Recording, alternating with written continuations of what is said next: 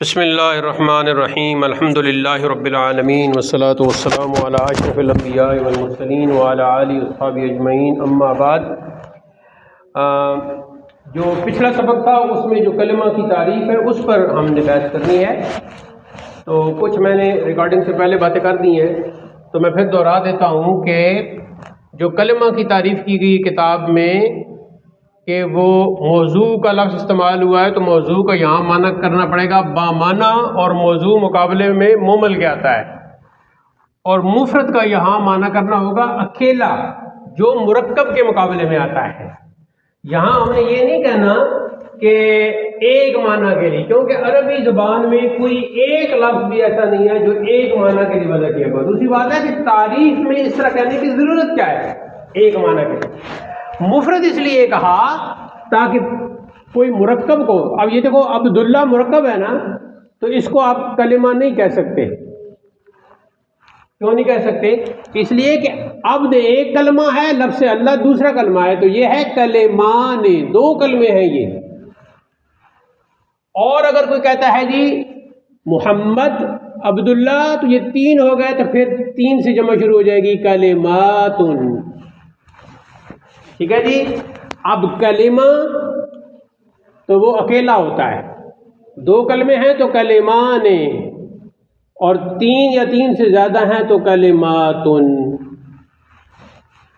تو اب کوئی شخص عبداللہ کا لفظ، عبداللہ کسی کا نام ہو، تو نام تو علم ایک ہی ہوتا ہے، لیکن بنا چونکہ عبد اور لفظ اللہ سے ہے تو یہ الگ کلمہ ہے، یہ الگ کلمہ ہے، تو اب اس کو ہم مفرد نہیں کہہ سکتے بلکہ مرکب کہیں گے۔ مرکب کا کیا مطلب ہوتا ہے؟ ملا ہوا۔ تو ملتا تب ہی ہے نا کہ کم از کم ایک کلمہ کے ساتھ دوسرا کلمہ آ جائے، تو جب ایک کلمہ کے ساتھ دوسرا کلمہ آ جائے گا تو وہ مرکب بن جائے گا۔ آگے جا کے ہم مرکب بات کی انشاءاللہ پڑھیں گے، اور دوسری کتاب جو میری گروپ میں چل رہی ہے وہ عبداللہ آپ نے بھی دیکھنی ہے، قرآنی عربی سیکھیں، اس کا ایک سبق میں نے گروپ میں کر دیا، تو انشاءاللہ آج رات یا کل تک دوسرا سبق بھی کمپوز ہو کے آ جائے گا، تو اپلوڈ کر دیں گے جی۔ ہاں واٹس ایپ چینل ہے، وہ گروپ ہے۔ تو اب اس میں ہے کہ یہ بات آپ سمجھ گئے جی۔ تو آپ کی اس کتاب میں ترجمہ غلط لکھا ہوا ہے، اس کو آپ نے موضوع کا معنی کر لینا ہے بامعنی، اور وہ مومل کے مقابلے میں آیا ہے۔ اور اب یہاں ان کو یہ جو ہے ترجمہ کرنے والے، ان کو غلطی کہاں سے لگی؟ ان کو غلطی یہاں سے لگی کہ انہوں نے موضوع کو اس میں مفعول سمجھ کر اس کا معنی کر دیا گیا جی، وضع کیا گیا، بنایا گیا۔ ٹھیک ہے، میں آپ بتاتا ہوں، یہ پرانی فارسی کی کتابیں ہیں نا، علم الصیغہ فارسی کی ہے، تو اس پر فارسی میں وضاحت بھی ہے۔ تو یہاں جی ایک بزرگ گزرے ہیں، مولانا سید محمد علی کانپوری، نام لکھ لیں ان کا، مولانا سید، یا کے نیچے زیر سید محمد علی کانپوری، کانپور انڈیا میں، کانپوری رحمۃ اللہ علیہ۔ اچھا، انہوں نے علم الصیغہ فارسی کتاب کے باہر جو وضاحت لکھی ہے وہ بھی فارسی میں لکھی، یہ دیکھ لیں، نظر آ رہا ہے؟ تو موٹی کتاب تو اندر علم الصیغہ چل رہی ہے نا، مفتی عنایت احمد کی، لیکن باہر چھوٹے چھوٹے جو نظر آ رہا ہے حاشیہ، یہ باہر آ رہا ہے جی آپ کو نظر؟ یہ جو باہر جو چھوٹے چھوٹے لکھا ہوا ہے نا وضاحت، یہ ہے مولانا سید محمد علی کانپوری۔ اب ذرا ان کی وضاحت پڑھتے ہیں، انہوں نے کیا لکھا ہے کلمہ پر۔ وہ پہلی چیز لکھتے ہیں جی، لفظ موضوع پر لکھتے ہیں، لفظ موضوع، آگے لکھتے ہیں بامعنی۔ ٹھیک ہے جی۔ اس کے بعد لکھتے ہیں، اس کی میرے خیال میں چلو وہ آ جاتا ہے، ٹھیک نہیں تو پھر میں خود ہی تصویر بنا لوں۔ تو موضوع کا معنی لکھا جی بامعنی، بامعنی کے بعد لکھتے ہیں پس مہمل، محمل یعنی بے معنی، یعنی بے معنی مثل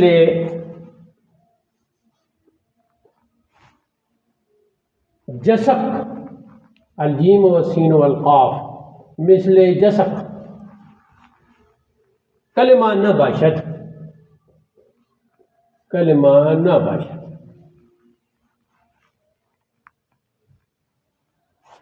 ٹھیک ہے، تو اب جو ہے ہاں پیتے ہیں، بس ختم کرتے تھے، پانی پی لیتے میں پیتا ہوں. آپ لفظ موضوع جو لکھا ہوا تھا کتاب میں ہمارے، آپ ذرا پڑھ سکتے ہو دوبارہ مطلب فارسی میں، فارسی میں. ہاں جی، کیا لکھا ہوا ہے؟ نہیں وہی ادھر سے نہیں، کلمہ کی جو تعریف کی ہے.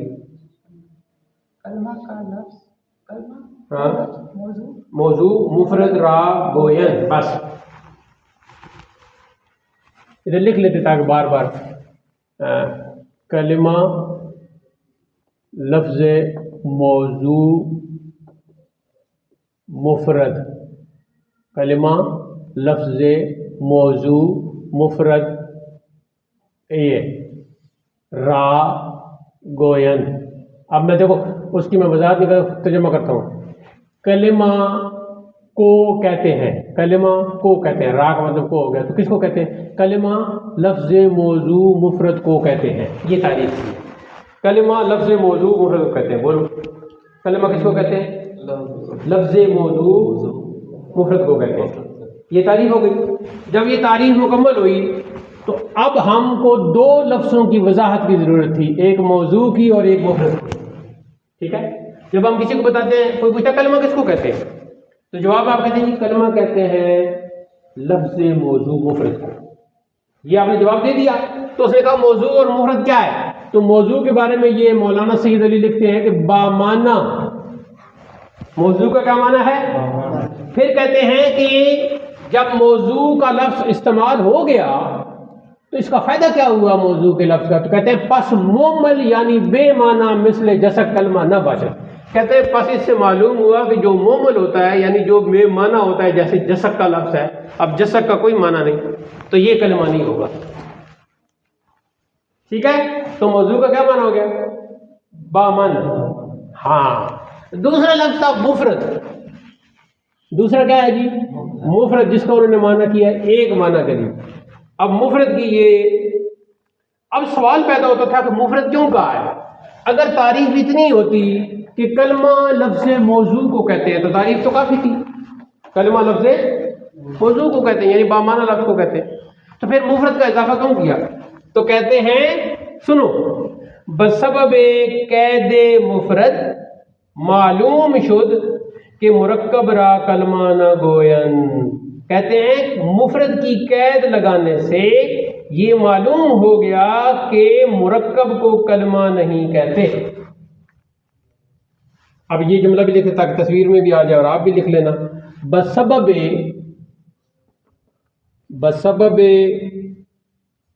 قید مفرد، قید کا مطلب ہے کہ مفرد کے ساتھ اس کو قید کر دیا ہے نا، صرف موضوع نہیں کہا، ساتھ مفرد بھی کہا ہے.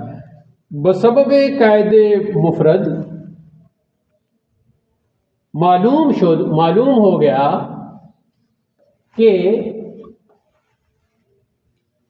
مرکب را، جو مرکب ہوتا ہے، کلمہ نہ گوین، کیونکہ وہ مرکب تو کم از کم دو کلمے ہوتے ہیں یا تین زیادہ ہو گئے. عبداللہ میں صرف دو کلمے ہیں اور محمد عبداللہ کہو گے تو تین ہو جائیں گے. کلمہ نہ گوین. پس آگے مثال بھی دیتے ہیں.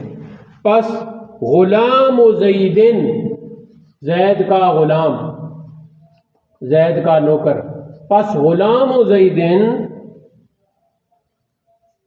کو کلمہ نہیں کہا جائے گا، کو کلمہ نہیں کہا جائے گا، اس لیے کہ غلام خود کلمہ ہے، زید ایک دوسرا کلمہ ہے.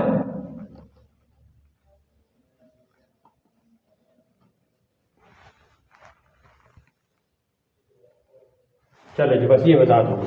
اب دیکھو جو میں نے وضاحت کی ہے یہی ان بزرگوں نے لکھی ہے. اب آپ پڑھیں جی، یہاں سے پڑھیں.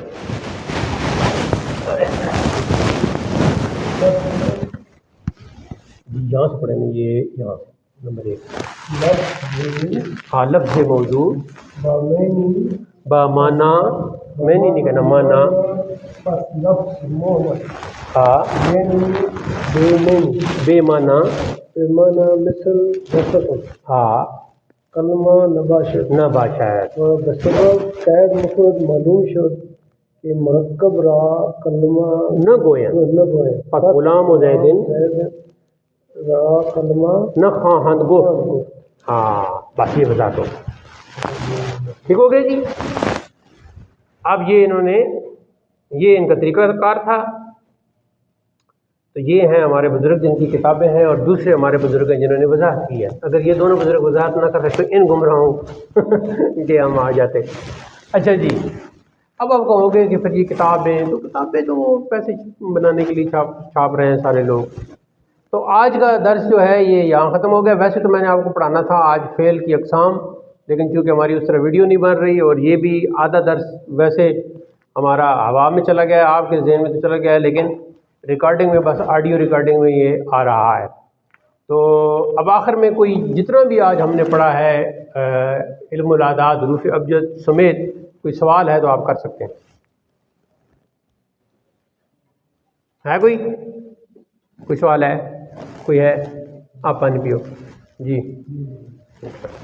پھر آج کا درس اختتام پذیر ہوتا ہے. اللہ تعالی ہمیں علم نافع اور پھر اس کے ما بعد عمل کرنے کی توفیق ارزانی فرمائے. وآخر دعوانا الحمدللہ رب العالمین.